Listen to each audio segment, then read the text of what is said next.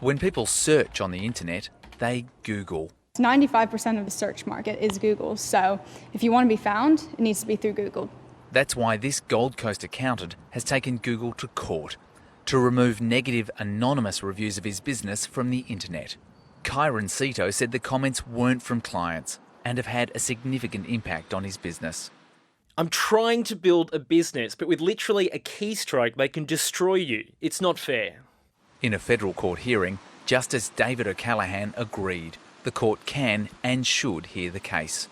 Google Australia did not appear at the hearing and declined to comment on the case before the courts. The issue? Just 82 words posted 5 months ago. The negative review appears when people use Google to look for Max accountants. Don't bother going to this one, wouldn't bother. My first time using them, and I know I'll be going back to my old accountant. 2 more internet users left wordless 1-star reviews at the same time. The bigger problem is the dominance of the global giant. By sorting online information and selling advertising alongside it, Google profits whether you find a specific business or a competitor. The tech giants promise a utopia of transparency, but fight like oligarchs when held to account. In 2015, Google was forced to pay a South Australian researcher $100,000 in damages because searches for her name led to defamatory and incorrect information. The tech company's appeals meant the case took 9 years to resolve.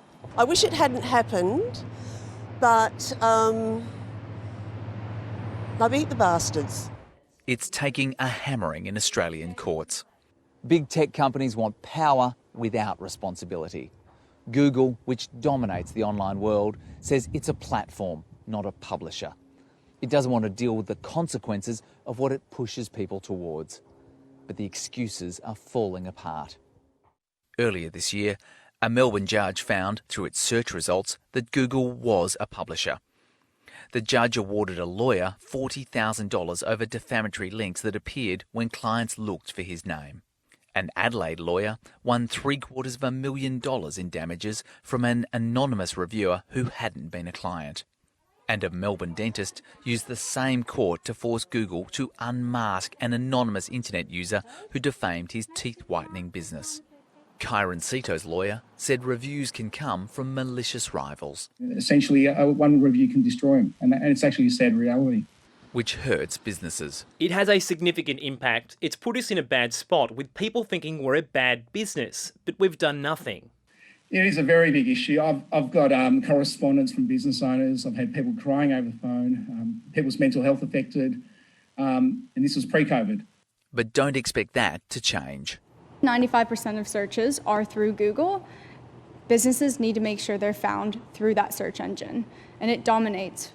The worst fear of Google and Facebook is that they're held to the same laws and accountability that apply to the newspaper publishers they put out of business. Kyran Seeto gives a bad review to Google's processes, and he just wants his good name back. The case continues.